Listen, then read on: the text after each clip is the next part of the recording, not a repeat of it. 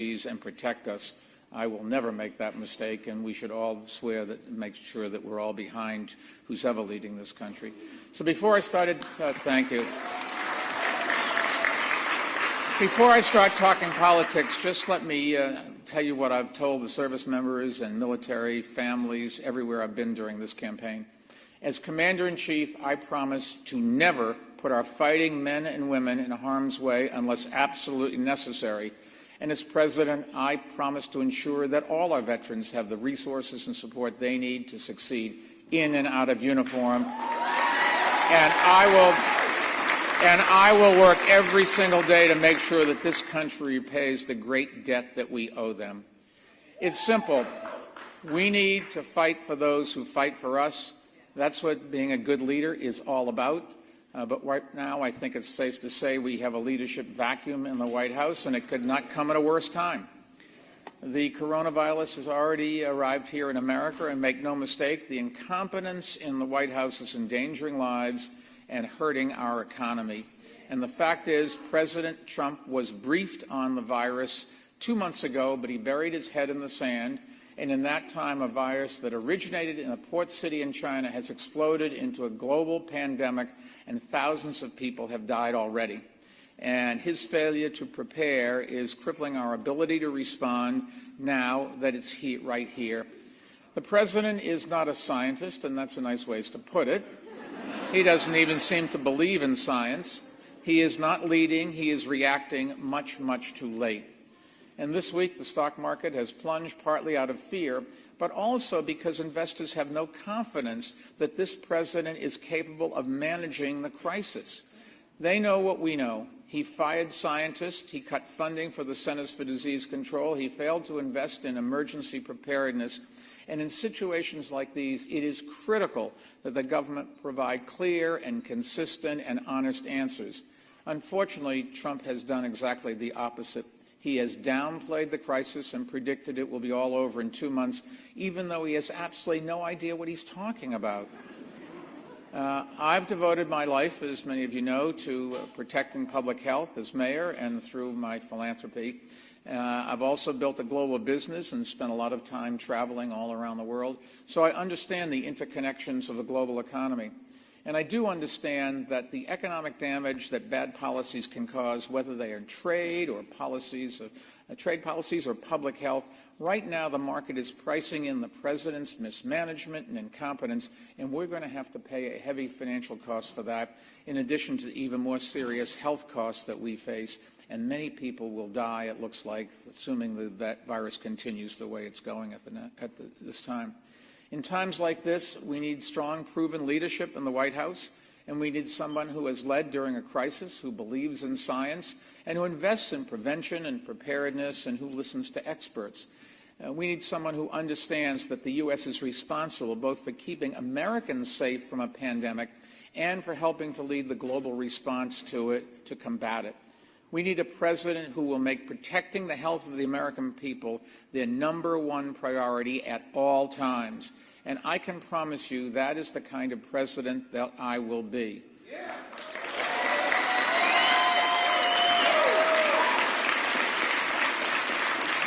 But first, we have an election to win. So we're here today because building a campaign that will compete everywhere is tough. You've got to invest in traveling and in literature and in ads and explaining to people what you would do. We're going to compete in the blue states and the purple states and the red states all across this country because I believe that no state is too red for the Democratic Party and no voter is too liberal or too moderate or too conservative. No voter is too liberal, too moderate, too conservative to help us make Donald Trump a one-term president.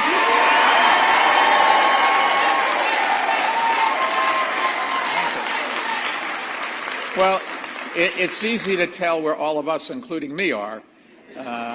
Look, when we wrap up here this morning, I hope all of you will help our Tennessee team get out the vote, and I hope you'll tell your friends and families and neighbors how important voting is. And if they ask you what my campaign is all about, just tell them, I am running to defeat Donald Trump.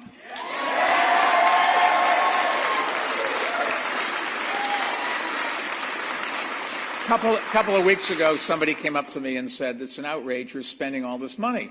And I said, "Well, look, I'm just new in the campaign. If I didn't do this, I'd never have any chance at all." I said, "But I'm spending the money to get rid of Donald Trump." And he said, "Oh, spend some more, spend some more." Seriously, I am running a campaign for change, for sanity, for honesty, inclusion, compassion, and a campaign for human decency, which we don't have now. I am running to restore honor to our government, to the country that we want to be proud of, to the country that the general gave an oath to protect. And we should never forget that this country was built by people sacrificing, and we are only going to succeed if we continue to do that and have the right ethics and the right honesty. I'm going to start by getting things done. I'm going to try to put the United back in the United States of America.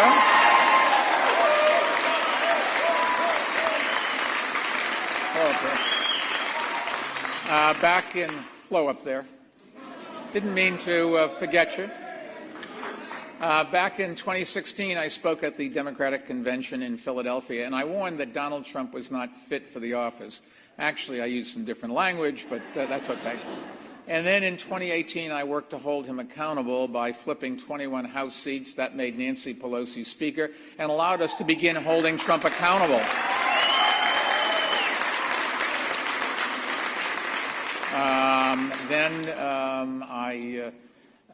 I went and I thought, look, we've just got to do something about this year. We all are ready to go and know the Trump strategy. His strategy is to attack Democrats, to make their plans look unrealistic, unaffordable, and undoable. Well, that's not going to work with you and me in the room. We're just not going to put that. Because I have a record and the resources to defeat him in swing states that Democrats lost in 2016, and to win in states like Tennessee because of you getting out the vote and voting yourself. Now, I know we can do it. But to get it done, we need to nominate somebody at the top of the ticket who can build a broad coalition that rallies Democrats and attracts independents and moderate Republicans. Because the only ways this country is going to happen, if that comment about united, well, I said, that's what we've got to do in all three. That's what I've done in all three races that I won. And it's time to go on and do it again.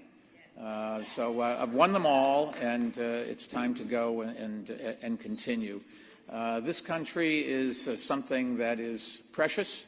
It's something that we can't forget. And I've done all three races. I've run all of them. Now I have to go, and I know I'm not a typical politician. I've never worked in Washington. I don't make pie-in-the-sky promises. I don't talk until the cows come home. I was told that would work in Arkansas, but it really doesn't. Arkansas maybe, but not here. And as you've seen in the debates, I'm not someone who just yells slogans, even when they're not true. I believe we need a leader who is ready to be commander-in-chief, not college debater-in-chief. So if you want somebody who will talk turkey and who has a record of accomplishment on all the big issues facing our country and who has the resources to beat Trump, that is me. Look, I give virtually all my company's profits to charity. There's no better investment I can make in the future of our country than spending it to defeat Donald Trump.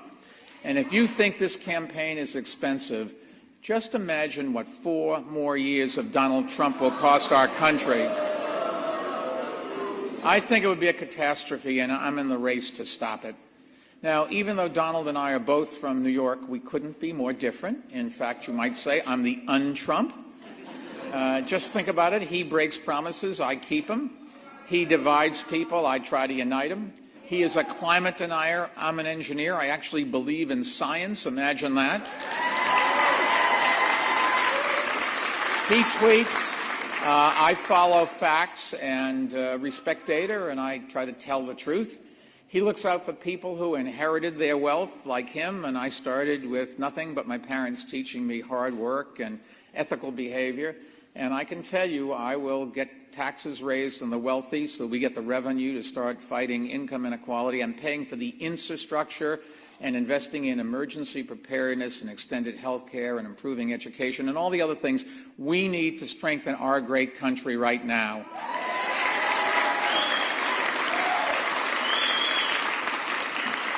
My whole career, I've been a doer, and I believe we need less talk, less partisanship, less division, less tweeting.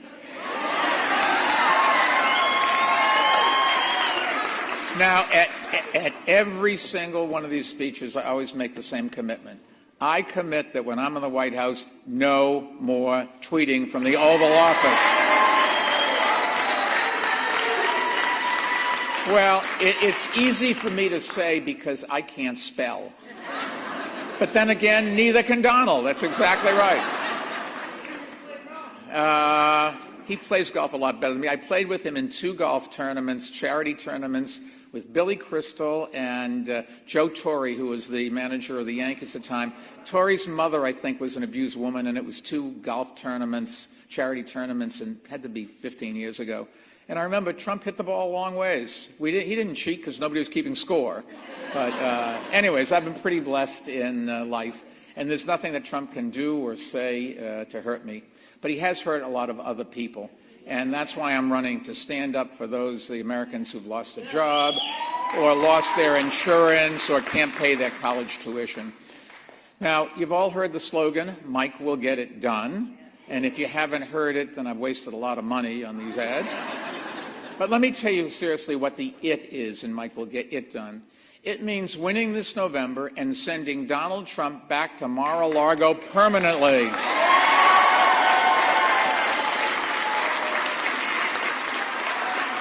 But that's just the beginning, because getting it done means finally providing health insurance to every American who lacks it and lowering costs for everyone else.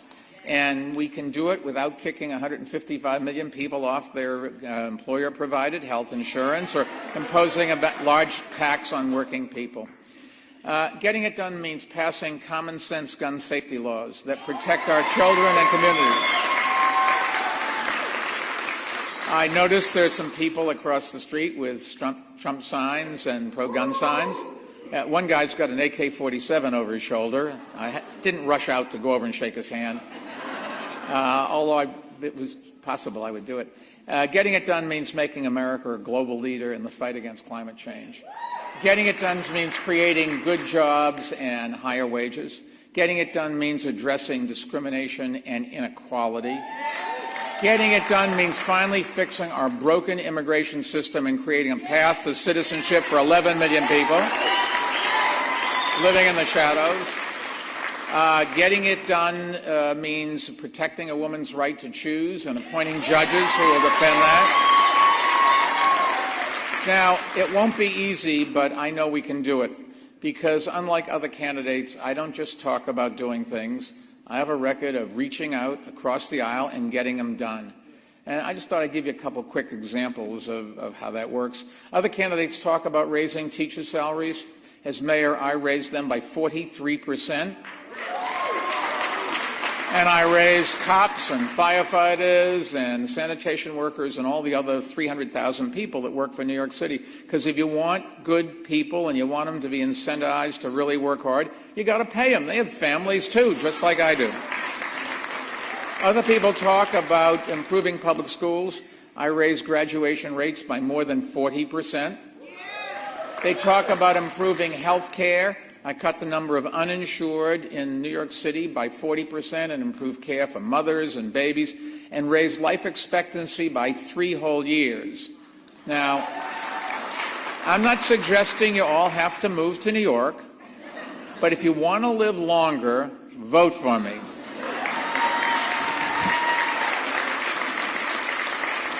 Others talk about fighting climate change. I cut New York City's carbon footprint by 13%, and I've helped replace 300 dirty coal-fired power plants with cleaner energy. Others talk about stopping gun violence. In New York, we did it. I helped create a gun safety group with 6 million members across this country that works to pass common-sense gun laws in states around the country, so we shouldn't sell guns to minors, to people with psychiatric problems, or people with a criminal record.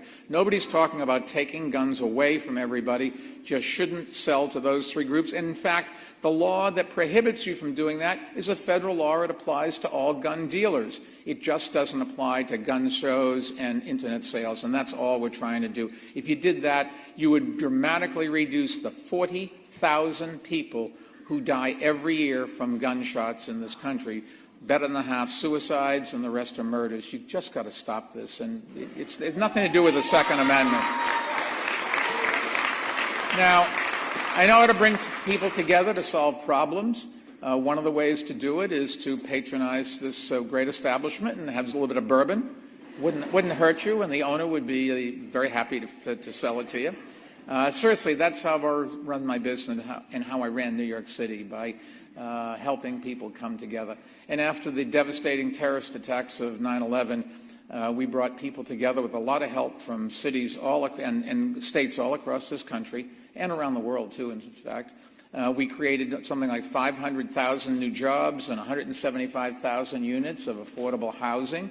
We reduced street homelessness by 28%. And sadly, an awful lot of the people we helped, the homeless, were veterans. We have a real problem in this country, and we have to reach out to the vets who are still on the streets. It's just terrible. We launched new programs to fight poverty, and we rebuilt our city stronger than ever. And over the past two decades, I've taken on the toughest fights and won. And incidentally, I've also taken on Donald Trump and beat him a number of times. We disagreed on gun safety, and I beat him. New York State now has the red flag law and a law against selling to minors or people with psychiatric problems or criminal records. We beat him on coal pollution. In this country, we've closed 304, I think it is, out of 530 coal-fired power plants, and are doing more all the time. And we flipped the House from red to blue in the 2018 elections, and I'm ready to do that again. Now, let me just finish. I can't do it alone. I need your help, I need your support, and I need your vote. And I need you to talk to your friends, talk to your family, knock on doors, make telephone calls, tell everyone what our campaign is all about and how important this primary really is. And when you talk to them, just tell them, if you want quality health care for everyone, not empty promises, if you want to combat inequality with fairer taxes and better jobs, if you support my commitment to quality public education, no matter what zip code you live in, and if you share my belief in opportunity for all, not just for a few, if you are ready to protect and defend the Constitution of the United States that the generals swore allegiance to, and if you are ready to clean out the Oval Office and get things done, then welcome to Bloomberg 2020. Thank you all.